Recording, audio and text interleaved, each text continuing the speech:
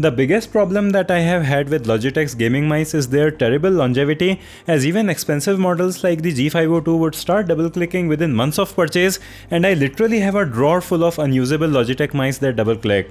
But today we have their new G502X, the new evolved version of the G502, and it has different optical switches with a much lighter weight, so let's see how good it is.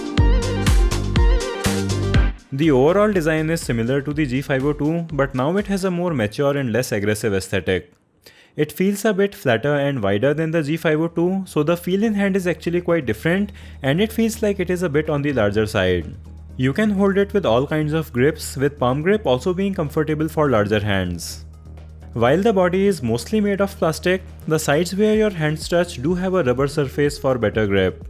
This new model weighs just 89 grams, which is a big decrease from the 122 grams of the earlier wired model, but you do have to lose out on some features for this, which includes a lack of any RGB. I personally don't mind the lack of RGB, but it does make this look a bit lackluster in front of its competition, but more importantly, it is not as easy to see which profile this is currently using.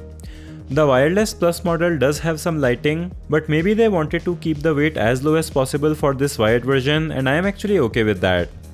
There is one LED on its front to indicate DPI levels, but I like the older version better. There are big PTFE feet underneath the mouse, which makes it have a very low friction, and this glides really very smoothly on a mousepad.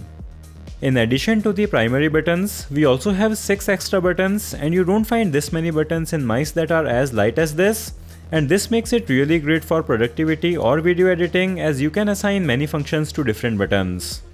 The sniper button on this new version allows you to magnetically fit it back with a 180-degree rotation, which makes it more difficult to accidentally activate it during fast-paced gaming, and if you just want to use it, you can also use the supplied replacement for this button, which will just make this a flat surface which won't get pressed. The button switches are totally new here, as we have optical mechanical switches that are called Lightforce by Logitech, and they claim that they are 68% faster than the previous generation. I don't think that you are really going to notice the faster response rate, but because these are optical switches, they should not start double clicking like the previous models, which was my biggest issue with Logitech's gaming mice. Logitech has also made this switch with a hybrid design, so in addition to the optical part for registering the clicks, we also have a mechanical part here that makes the switches feel more tactile. I have never really had any issues with tactility of pure optical switches like the ones on the Basilisk V3, but these Logitech switches do feel quite different.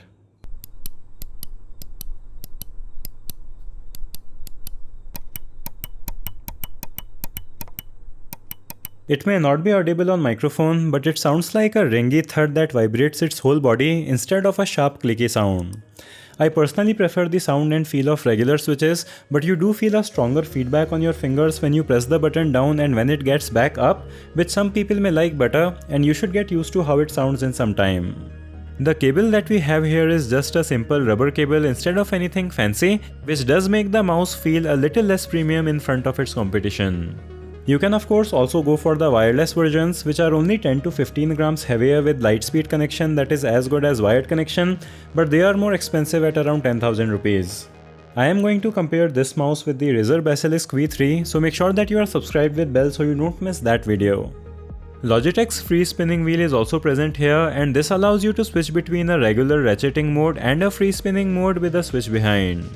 This is extremely useful for scrolling through long web pages and in programs like Premiere, and I just can't use a mouse without this feature as my daily driver at this point.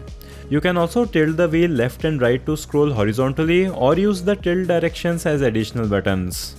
One change that I don't prefer on this update is that we have a plastic wheel here instead of a metal wheel, which does help in reducing the weight on this, but it is just so unsatisfying to use this in the free spinning mode because the plastic wheel doesn't have the same inertia as the metal scroll wheel on the previous model. But maybe the FPS gamers are going to like this change because the metal wheel can create balancing issues while playing fast-paced games. Let's move on to the sensor now, and Logitech is using their 25,000 dpi Hero sensor here, which is obviously way overkill for any kind of gaming. This is a tried and tested sensor, so you can expect top level of tracking with this, and this sensor combined with the weight of this mouse really makes it very good for FPS gaming. I have to say that Logitech has done an amazing job with the weight on this, because having a mouse that you can use for productivity and for FPS games is a rare combination. I have a love-hate relationship with Logitech's G-Hub software.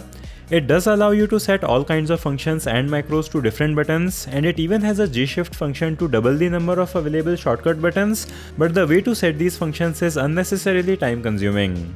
You can set different profiles to automatically activate for different applications, which makes it really good for productivity, and very few brands have software that is as useful as this. The mouse also has onboard memory to save 2 of the profiles so you can use them without the software. So overall, the Logitech G502X really modernizes the concept of the G502 series, and at least for me, this stands in quite unique of a position because you have so much functionality in a mouse that is light enough for FPS gaming. However, I do think that this is not a direct successor to the G502 because there are things that are very different about this.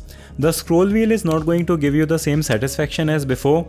It does feel like there is some cost cutting going on with the ordinary cable, and I am also not a fan of how the mouse switches sound and feel. But those things can be quite subjective, and if you are looking for a very light mouse with as many buttons as this, Logitech's software is hard to beat, and while Razer Basilisk V3 is better than this in many ways, it's also a bit heavier and it lacks 2 extra buttons that the G502X has. So for the things that it does do well, the G502X is a really top level mouse that should last you for years for work and for play. So let me know what you think about these changes in the comments. Thumbs up if you liked the video, subscribe with bell, thanks for watching, and I'll see you in the next one.